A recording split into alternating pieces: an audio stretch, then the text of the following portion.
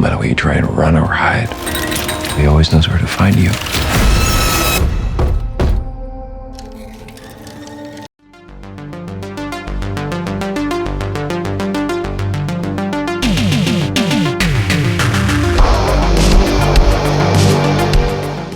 Sam Claflin leads the cast in 2024's Bagman. This is directed by Colm McCarthy, who previously brought us the acclaimed zombie movie, The Girl with All the Gifts.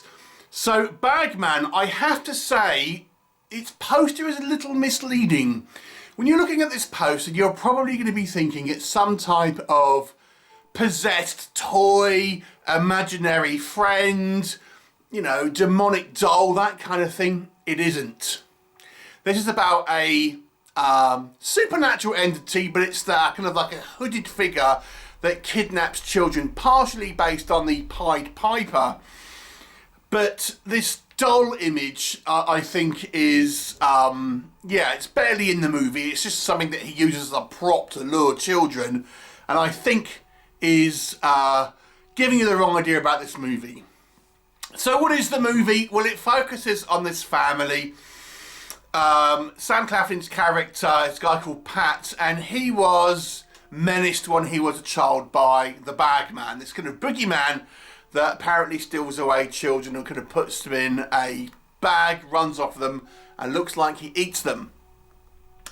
And he's now an adult, and he moves into his family home with his wife and his young kid.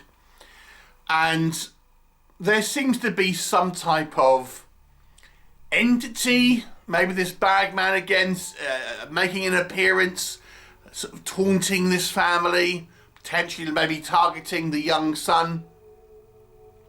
And it's up to Pat, played by Sam Claflin, to kind of remember his past when he was a boy, the lessons that he learned about the Bagman, and accept the fact that this may well be a reality, and try and defend himself and his family, all the whilst trying to convince his family and the police, etc., that what's actually kind of going on. What will happen? You will have to watch the movie and find out. So let us discuss Bagman.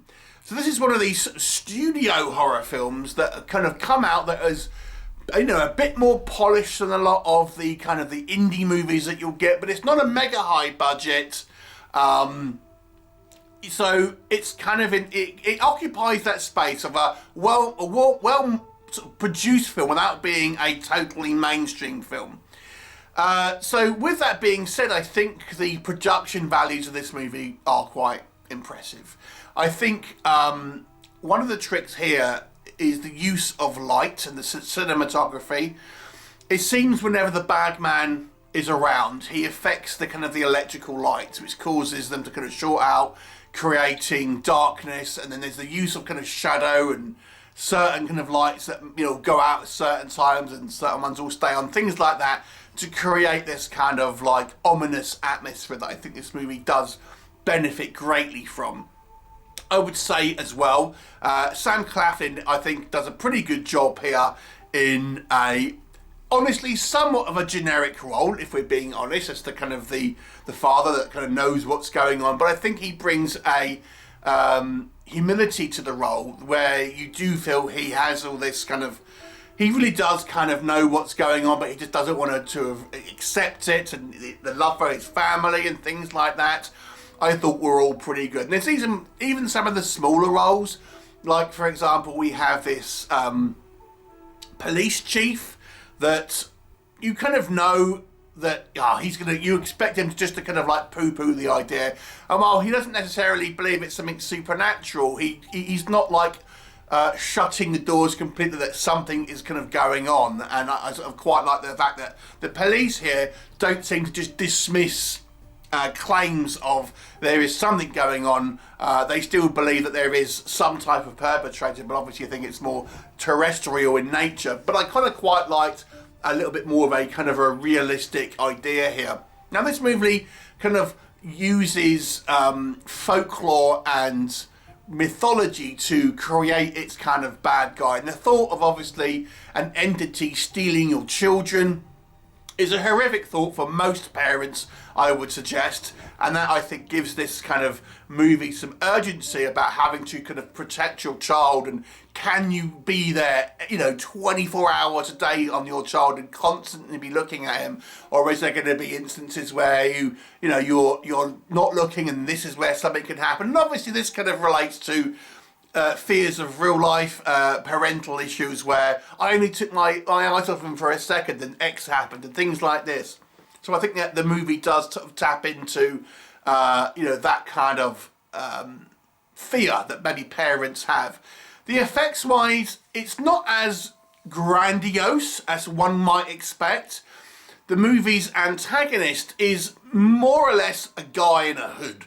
And yes, he's got a kind of a creepy, overly large smile, but ultimately it's less kind of fantastical than one might think if you were to look at this kind of poster. There is still some creepy imagery, and as I've mentioned, I think the lighting here does a lot of the heavy lifting to create this spookier vibe in this movie, but it's still a kind of mildly kind of spooky movie, but it's not one that I think is a particularly gory movie or anything like that. It's relatively a kind of a mild movie. So if you want to watch this with younger audiences, not kids necessarily, but it's certainly more of a PG-13 sort of style horror movie. And I know that's not going to be good news for some, but obviously those who maybe want to watch it with a younger audience, this is kind of a good entry-level kind of horror film, I would say.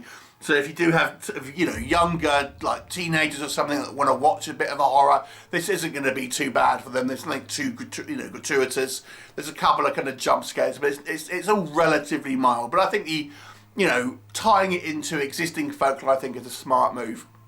What doesn't work, ultimately this movie feels like more of a studio film, not taking much in the way of risks, and having a somewhat sort of toothless kind of plot to a large degree, and it being a sort of a PG-13 feeling movie. It really doesn't feel a particularly sort of thrilling movie at times. It kind of feels, I have to be honest with you, somewhat generic. And I gotta say, I think maybe the studio knew this. This is why they were using this imagery of this kind of puppet doll on the posters, when the doll maybe has 5-6 seconds of screen time and it's just used as a prop by the kind of the Bagman to lure kids. It doesn't really have a huge part in the movie, but it's been used as the selling point here. And I think maybe the studio knew it's kind of somewhat of a formulaic movie in many regards, and I think that's really the main problem here. It's not necessarily a bad movie at any point outside of it just feels a little bit sort of sedated for some maybe, and a little bit sort of safe, and ultimately the movie is somewhat kind of predictable in the way it goes. There is a sort of reveal about the motivations of this sort of Bagman, and it's relatively sort of obvious here. And just the movie just feels a little bit sanitated for some. It's not going to be a movie that I would suggest appeals to the masses in regards to the hardcore horror fans. And even, I would say, it could have been creepier. I think the design for the Bagman itself, it's not all that spectacular, I have to be honest. I think, again, as well as the story being somewhat flavourless, the actual antagonist as well is kind of, a creepy man, sort of thin man with a smile.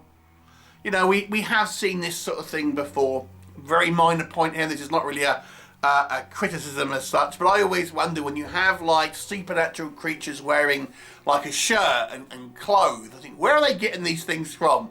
Where are they getting a shirt that fits it? Are they going to the shops? I always wonder when we have monsters that wear like human clothes, like where are they getting this fitted shirt from? Anyway, not that isn't forming part of the review, just an observation. So, everything in this movie is just kind of fine. It's nothing you haven't seen before. The plot is, again, you can kind of guess where it's going. It's very formulaic. It's not as as extravagant as I think it could be. And as I say, I think maybe the studio knew that. And there are some missed opportunities to have more creepy moments, but I think again, the studio, I get the impression, just wanted to play it safe and make a very kind of like catch-all kind of horror film. As such, I would say this movie is fine. And it's okay if you just want to watch a generic horror movie, but it is elevated, I think, by, I would say, some nice cinematography and a decent performance by Sam Claflin, which would give it a slightly above average mark. It's a 6 out of 10 for me, but I don't think it's outstanding anyway. It's just okay, but you kind of know what you're going to get. This is like when you buy a ready meal out of the supermarket to put in the microwave. It's nothing spectacular, it's sustenance. You know what you're going to get, and you don't dislike it, but it's somewhat of a kind of, generic experience, and that is what this movie is. 6 out of 10. Have you seen it? What did you think of it? Leave me a comment, and I'll look forward to seeing you next time.